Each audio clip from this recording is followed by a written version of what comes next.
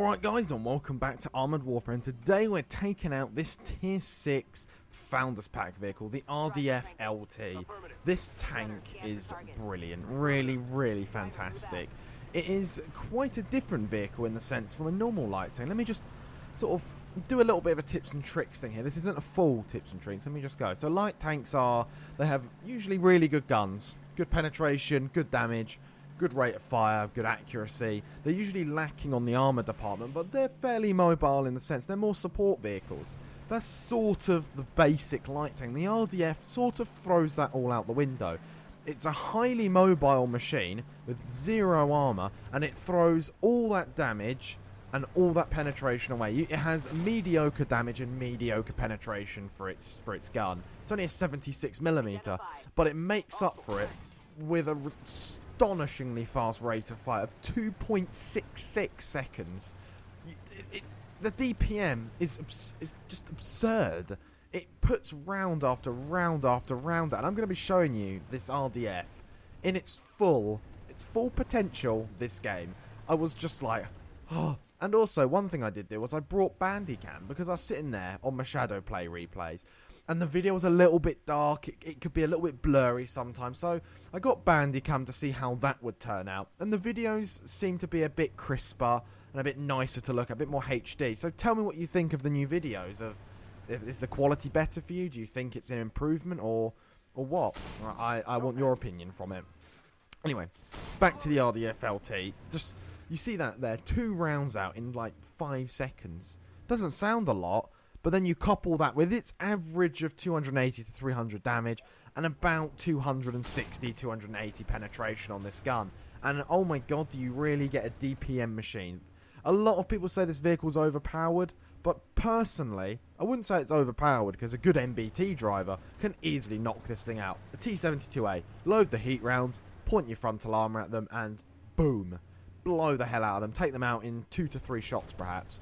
And that's really what the RDF can't do, is it can't take a single round. You'll see here later on I'm going to be fighting a BMD2, but first, Chieftain Mark V.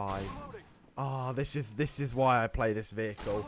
This is why it is amazing. He was on full HP, and we're just going to sit here, and do this. The accuracy is alright, it can do very nice long-range shooting, but the long-range shooting does suffer a little bit sometimes because the accuracy is not brilliant. It's about 0.09, 0.08 degrees spread. It's alright, it gets the job done. Close range to medium range, yeah, you can do some good stuff. It's got a good aiming time to match the reload time, of course, but the accuracy isn't like fantastically brilliant like the Zalos, but it's not terrible like the Sheridan, for instance, or the Centauro. Centauro's accuracy is far by probably the worst accuracy I've ever been. But as you can see here, this T-72A here, side armor, trying to put the rounds in, but they keep dropping low.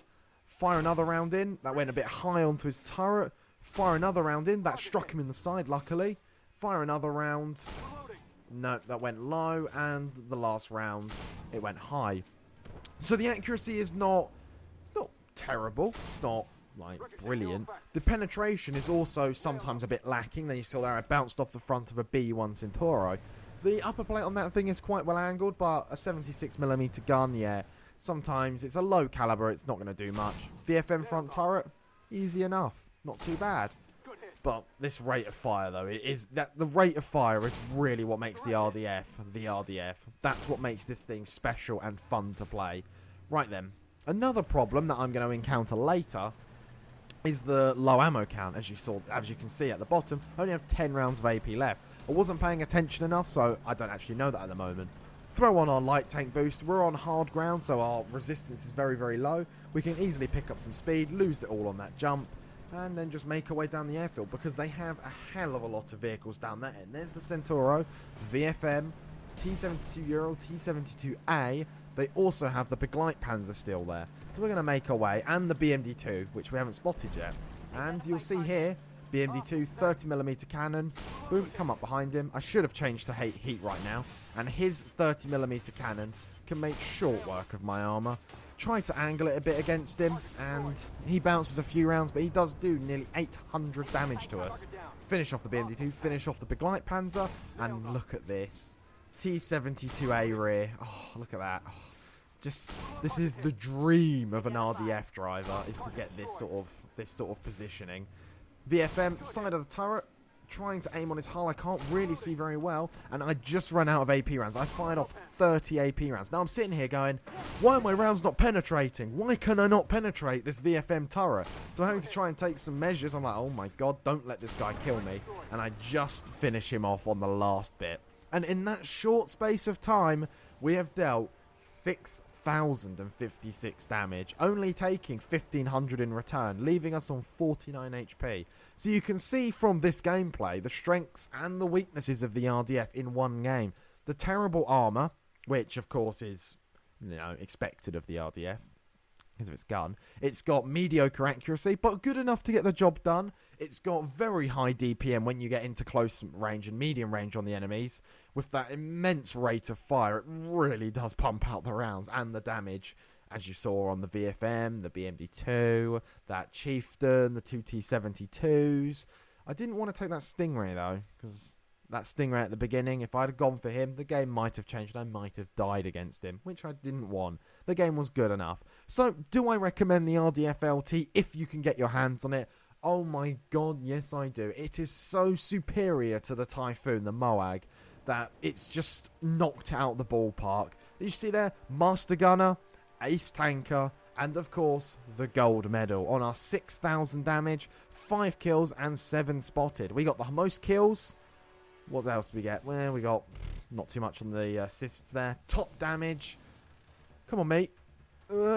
Second on the spots, and of course, highest on the reputation on the board. So it is a brilliant premium tank. Really, really does earn credits very, very quickly on that. 40 shots fired, 35 hit. Yeah, the accuracy is very nice. Very nice accuracy. Aim time is good as well. Damage and penetration are mediocre, but the rate of fire is exactly what you get the RDF for. There's nothing else other than the rate of fire, which is brilliant. With 430,000 credits, it really is a brilliant machine. So guys, thank you for watching, and I'll see you in the next one.